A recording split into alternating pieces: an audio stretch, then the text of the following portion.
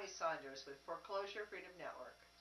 Today I'm going to go over how to do your own loan modifications or help somebody else with their modification. And if somebody else is helping you, at least if you read this and know this, study it, you'll know how to do it as well, and you'll be in the driver's seat. Anyone can do their own loan modification. Of course, you do have to be able to read and follow instructions. You can't have anything to hide. You have to be able to take the time to do this, and you do have to have some follow through and persist and get the lender on the phone and gather up all the supporting documents, make sure the lender's received them all, send them again 5 times if you need to when the lender continues to say that they haven't gotten them yet.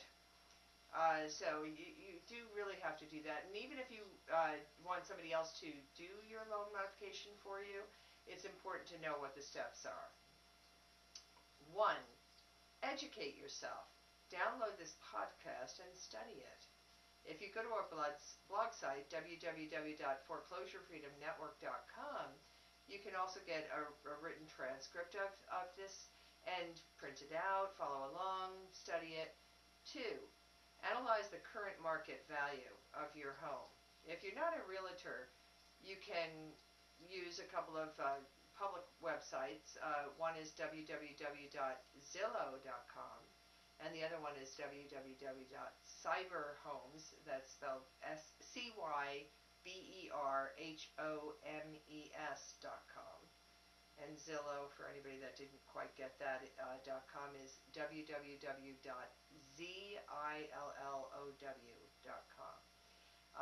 Both of those sites can, if you plug in your property address, you can find out what their estimate is of the current market value. And also on Cyberhomes, you can see the comparables that are used on their comparable market analysis, and so you can actually compare. You can see those homes, and they'll tell you which homes in your neighborhood sold in the recent past.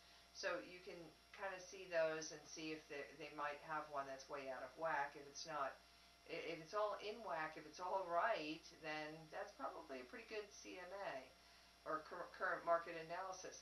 But this isn't exactly what the lender is looking at, of course. But and you can get a better idea of a current market analysis by getting with a realtor if you know one. They can also give you the majority of current comparables for you to see. So I would recommend that if you know one. Now, it's very important to be honest on your forms. And number 3 is there's an easy app form that I have on my website. It's available. Also, obviously we can help you with it. You can call, we can help you through it. But it goes over the basic steps that a lender is going to need to see in order to determine some of the basic stats and values and whatnot, in order for them to see generally what you are going to qualify for. And it's very, very important that you are accurate on this. It definitely follows the GIGO rule, which is garbage in equals garbage out. If you want a valid workout and you put a lot of garbage into the system, you're not going to know anything about what the lender is going to do at that point. And if the lender does a whole lot of wild things, I mean, one of the first things I check is, what did you tell the lender? And quite often, the lender will have called them for financial updates or things like that. And when I find out what it is they tell them in the final analysis, it wasn't 100% accurate. So that's why these problems existed. So basically, keep in mind garbage in, garbage out. If you're going to get a horrible workout, I've had people get absolutely horrible workouts, both high and low, like totally unqualified one way or totally unqualified the other, based on what information is being given to the lender. So make sure it's accurate. And also, if the information that you're sending in is false, it can get turned into the FBI by the lender if they so choose. So make sure that the data is accurate. Don't turn it in before you've made sure that it's accurate. If you are too hasty and you turn in bad information, you could end up with your home in foreclosure. And 4, fill out and review your financial form. Now, we've got a copy of a generic financial form on our blog. And when you're filling this out, look to see if there's any fees that can be reduced, anything that that's completely discretionary on your part, movies, magazines, things like that that are not business related. Don't put those specifically on the form. Leave those off. Your discretionary funds, leave those off the form. That way, your lender can see that you've got that bottom line should show what your discretionary funds are.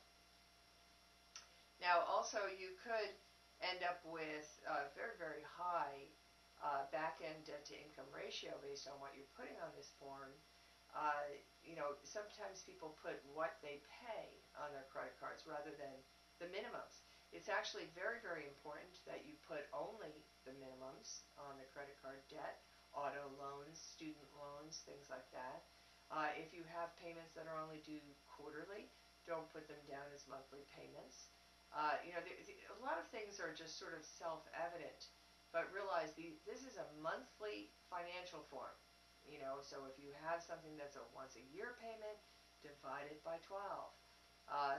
If you get certain farm income or some other thing that was wildly off so far this year, but for the last 3 years, the averages all panned out about the same.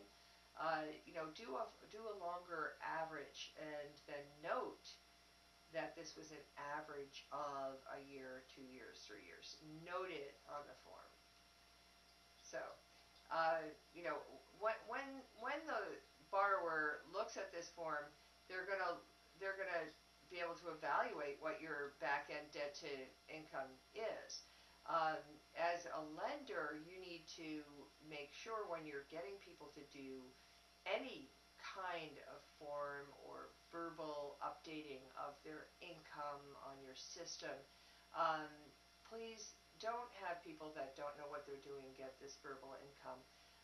Somebody really needs to be able to listen and evaluate this a little bit for the customer. It's only really for everyone's benefit, for your benefit as the lender and for their benefit as the customer. When you hear credit card debt of $5,000 a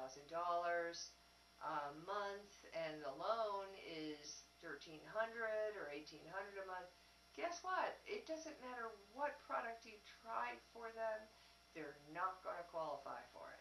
So you have to, when you hear certain figures, you absolutely have to know right then and there, that's it, stop the machine, we need to get that debt handled.